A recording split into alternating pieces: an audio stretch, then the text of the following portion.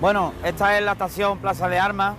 Nosotros le hemos llamado siempre la estación de Córdoba. Antes, cuando funcionaba, viajábamos más tranquilos, ¿no? Pues nos parábamos a tomar café, a tomar calentitos, o una copita de casalla.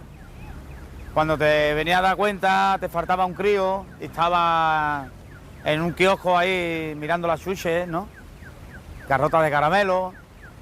Y la verdad que para mí es una de las estaciones más bonitas que hay. Esta estación ya no acoge viajeros ni trenes. Entrar en otras tan antiguas como esta es entrar aún en un mundo abigarrado, exuberante y complejo. La fascinación del viaje pocas veces encuentra un mejor escenario.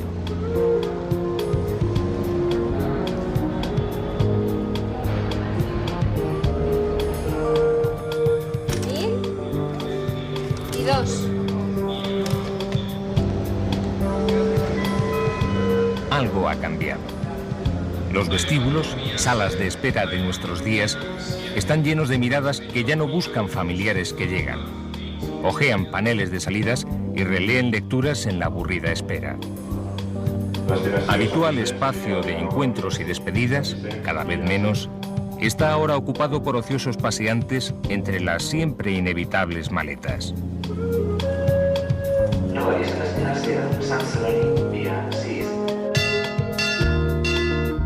Los ferroviarios siguen aquí. También los trenes, que ahora pasan poco tiempo en los andenes, discretos unos y otros. Aún se repiten escenas conocidas, no por ello menos sugestivas. De la mano del jefe de estación, silbatos y banderolas marcan la salida del tren. Banderas y gorras rojas que después de tantos años le identifican perfectamente y nos tienden un puente hacia esa estación de la memoria de la que es difícil desprenderse. Relojes, campanas, rótulos y alguna vieja cantina impregnada aún de ese especial aroma, pasado y presente de las estaciones.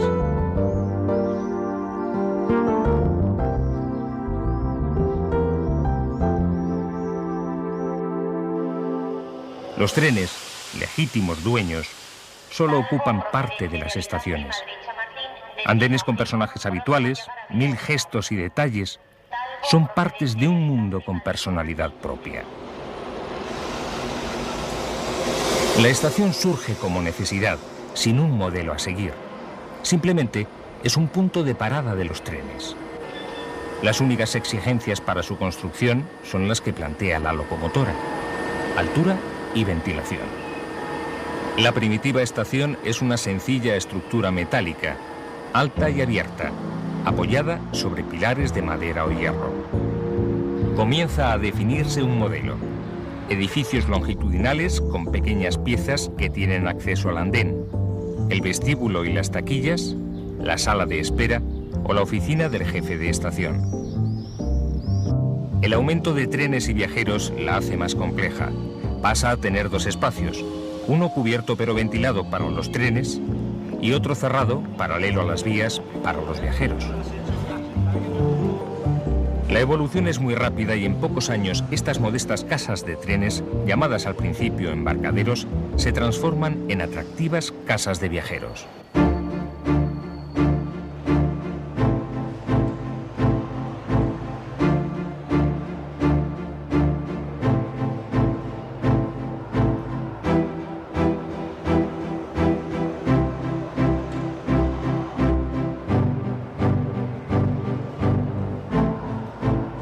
Las estaciones son verdaderas catedrales laicas del siglo XIX. Como las iglesias o los centros comerciales, se han convertido en puntos clave de las ciudades. Grandes o pequeñas, importantes estaciones término o modestos apeaderos de paso, las 1.300 estaciones españolas forman un mosaico deslumbrante. Los detalles de fantasía que vemos en su arquitectura muestran la libertad y lujo empleados en algo a priori tan modesto como una casa de trenes. Las antiguas compañías levantaban las estaciones según sus pretensiones y posibilidades. El edificio de viajeros, el más público, más allá de su valor funcional, se convierte en el símbolo de cada una de ellas. Por eso es difícil encontrar dos estaciones similares en una misma ciudad. En Madrid, el lujoso reloj y los feroces grifos que rematan la fachada principal de Atocha plasman el poder de la compañía que la construyó, la MZA, que se decantó por la pujante arquitectura industrial de hierro para sus poderosos y sobrios edificios.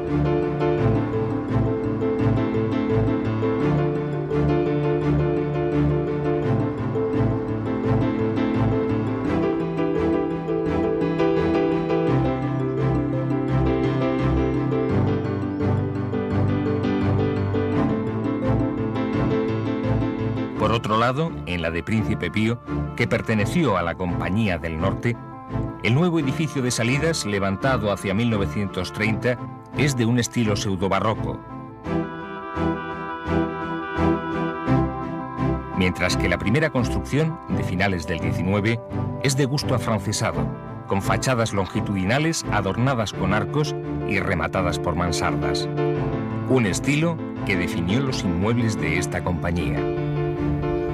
La mayoría de las grandes estaciones españolas que aún existen se construyeron entre 1870 y 1930, a caballo de los dos siglos. Edificios públicos que marcan la personalidad de sus propietarios, formando un conglomerado de estilos, materiales y estéticas. Desde el Art Nouveau en Bilbao, La Concordia, a las tendencias regionalistas de la Estación del Norte de Valencia, adornada con cerámicas coloristas llenas de referencias a la huerta, pero con un carácter internacional que saluda al viajero.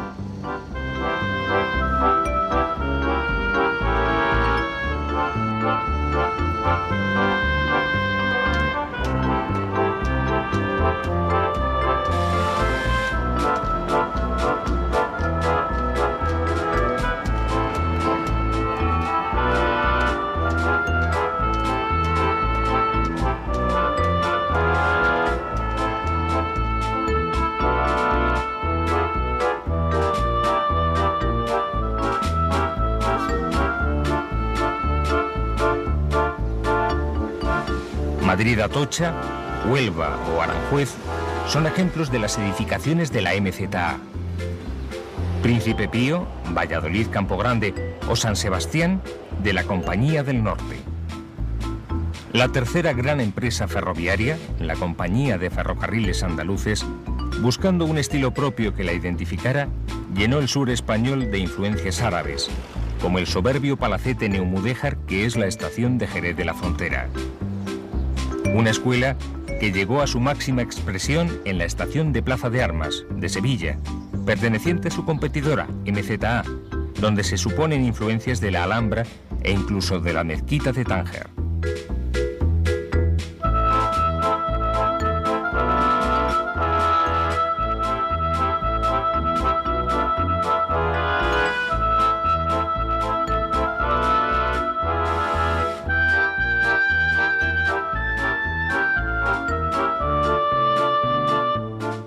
También la de Toledo, fruto de controversias en su momento. Los ingenieros criticaron a los arquitectos la gratuita construcción de la torre, alabando el enorme esfuerzo realizado para colocar un simple reloj. En el fondo era un ataque al papel preponderante de los arquitectos. Arquitrabes y arabescos frente al acero y el vidrio, estética y funcionalidad, combinadas a partes iguales. Una clara demostración de la rebeldía del edificio frente a la ingeniería del hierro.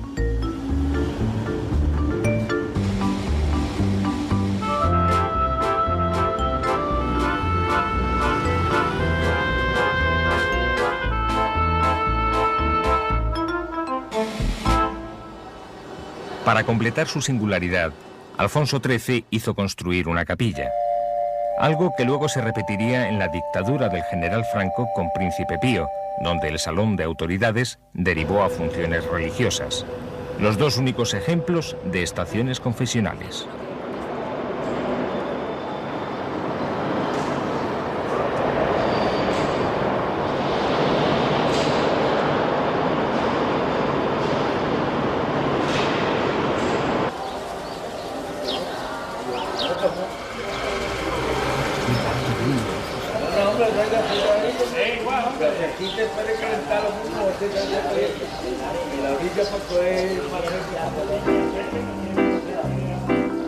En las estaciones de los pueblos podemos reconocer los mismos detalles y gentes que vemos en una gran estación, a menor escala, pero con una repercusión igual o mayor.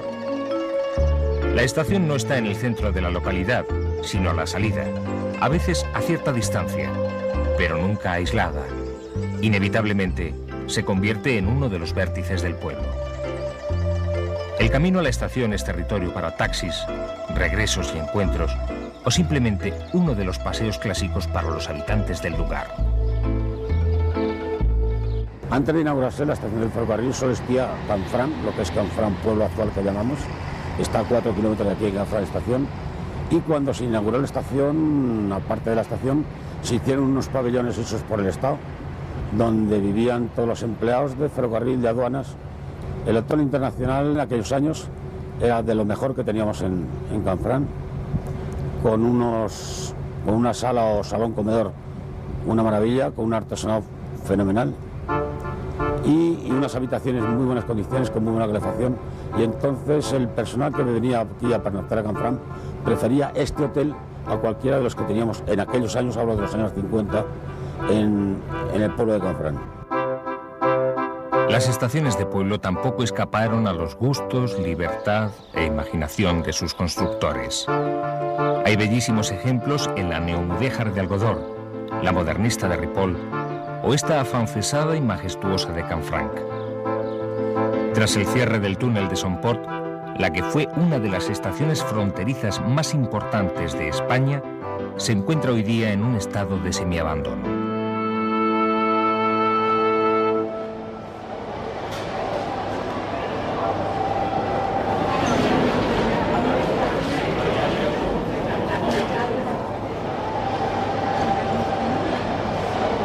Por una estación pasan al cabo del día cientos de personas. Lejanos quedan en el recuerdo los trenes que, entrando lentos, diríase llorando para desahogar su cansancio, paraban hasta casi chocar con los topes. Los trabajos de ahora están alejados de esa dura y ruda tarea que en las estaciones realizaban engrasadores, lampareros o visitadores. Sobreviven aún algunos mozos de equipajes que, con gorras y monos azules, llenaban el espacio de vestíbulos y andenes con el trasiego de bultos y maletas.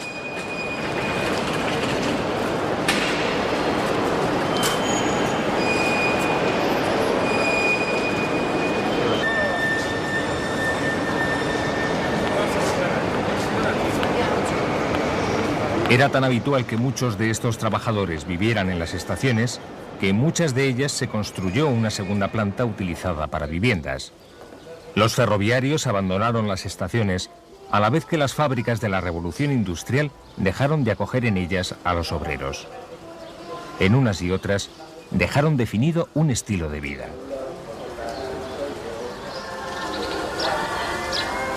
El tren ha disfrutado de las estaciones mucho menos que los viajeros, menos indudablemente que sus trabajadores, e incluso menos que los críos que siguen llegando a ellas para jugar o simplemente para verles pasar.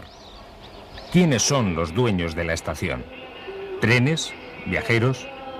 Incluso estos jóvenes visitantes son parte inseparable de este microcosmos.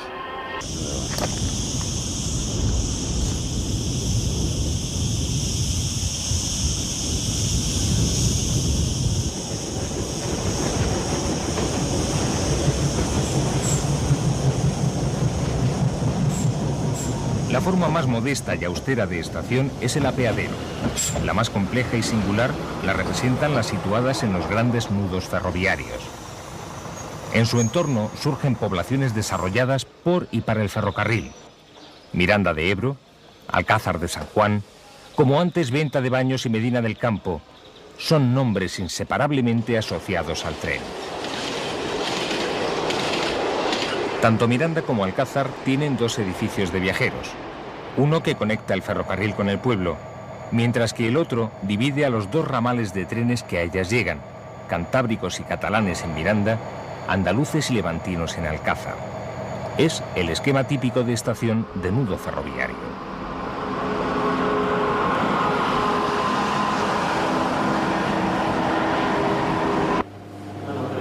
En Alcázar, más de la mitad de la población tiene familiares relacionados con el ferrocarril.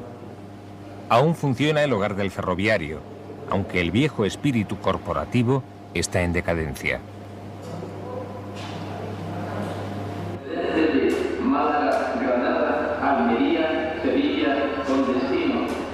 Un mundo como este, lógicamente excede sus límites, a veces desbordando cualquier previsión.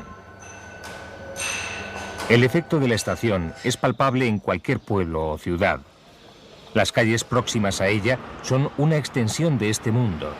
Hoteles y pensiones viven de los viajeros. Antes de atravesar las puertas de salida, pícaros personajes se encargan de recordarlo. Los bares de las cercanías tienen sus menús y provisiones pensados según los horarios ferroviarios. Es de justicia que tiendas, bares y calles lleven nombres relacionados con el ferrocarril. La estación es una caja de resonancia.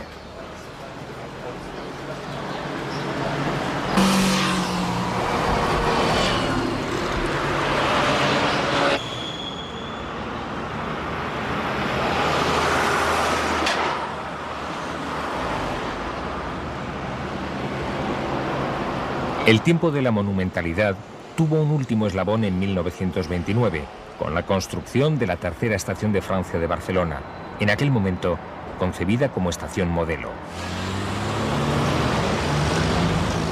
Su gran estructura metálica es una de las últimas cubiertas importantes que se construirían en Europa. Y el vestíbulo, obra de Pedro Muguruza, refleja el papel primordial de los viajeros.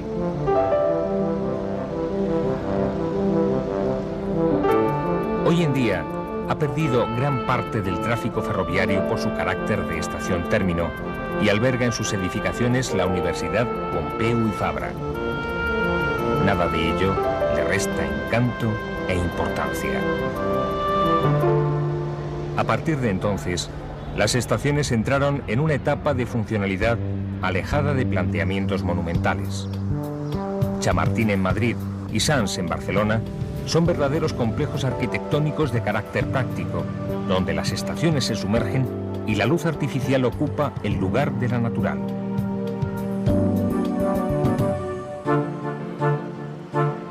Solo la vidriera de Abando en Bilbao es una excepción notable. Los cambios urbanísticos y el propio desarrollo del ferrocarril preocupan a los arquitectos de las grandes ciudades. En Sevilla, a Antonio Barrionuevo. Yo creo que hay dos problemas ahora pendientes también del ferrocarril, que es un poco el destino final de los edificios de estaciones de viajeros antiguas, ¿no? La estación de Cádiz y la estación de Plaza de Armas, ¿no? Y estos proyectos deben conducirse con la máxima dignidad, porque son edificios que antes que un aprovechamiento de ellos son parte constitutiva de la historia de la ciudad y del ferrocarril. Concluidos sus días ferroviarios con la llegada del AVE, Sevilla Plaza de Armas no renuncia a la funcionalidad. Declarada monumento histórico artístico, mientras espera su transformación en superficie comercial y encuentra nuevo sentido como plató cinematográfico, aquí filmó Saura Flamenco, o espacio para congresos y actos sociales, se conserva como uno de los edificios más espléndidos de la ciudad. La estación ha sobrevivido gracias a ser una construcción singular.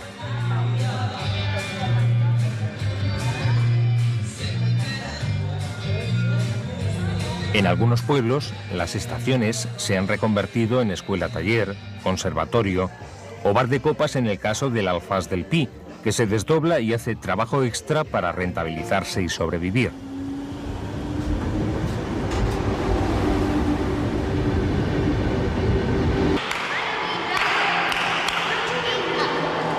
Otras grandes se han transformado sin abandonar su cometido. Nord de Barcelona, utilizada como estación ahora de autobuses, además de polideportivo municipal, donde los niños ya no solo ocupan los andenes.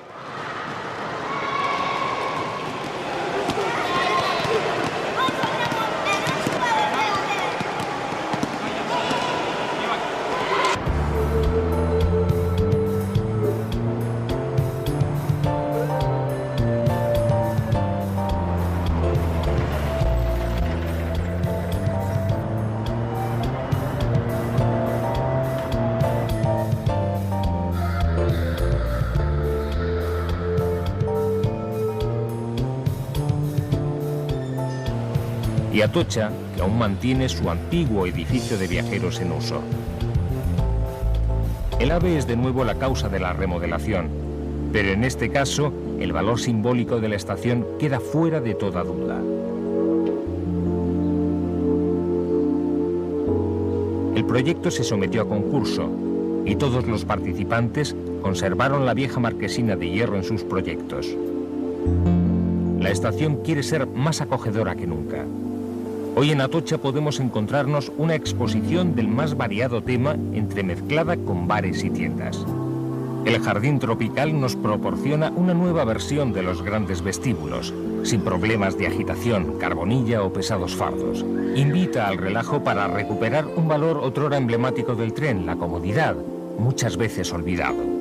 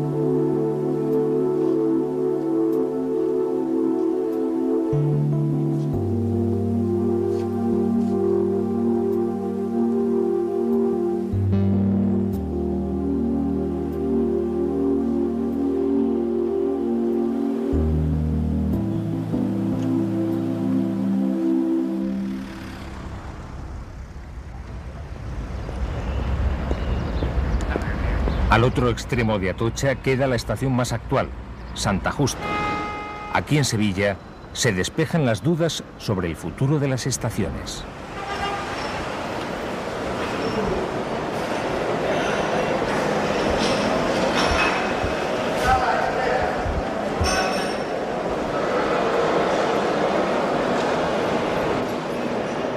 Esto no es como de antes, ¿no? Los bancos son como más de diseño, cómodos, pero casi no se utilizan, ¿no? Venimos en el último minuto, siempre con prisa. Tomamos, si podemos, el café bebido y ala, coger el tren. Es como un centro comercial que te venden una camisa o un coche también, o muchas cosas, ¿no? Te pueden. Y la gente está más cómoda aquí porque tiene aire acondicionado, ¿eh? Y en verano pues aquí es, bueno, en Sevilla hace mucha calor y, o sea, una estación moderna, pero me gusta.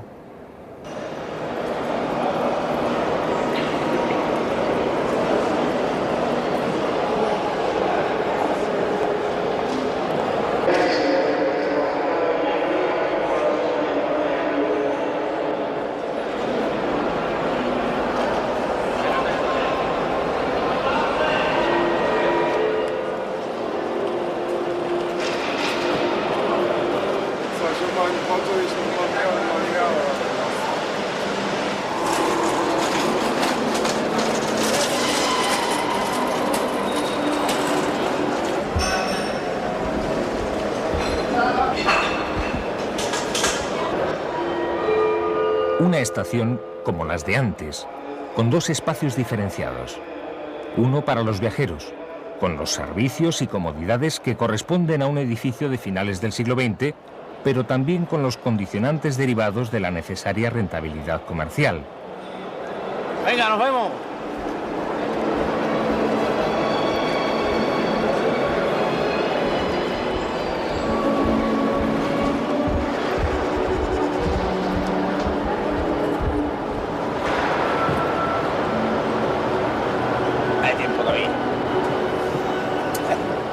Otro para los trenes, más aislado del anterior y mejor dotado técnicamente en sus accesos, concebido con la sencillez de líneas y formas de la arquitectura actual, donde juegan los volúmenes y la luz. Una uniformidad arquitectónica heredada de las bellas estaciones del siglo pasado.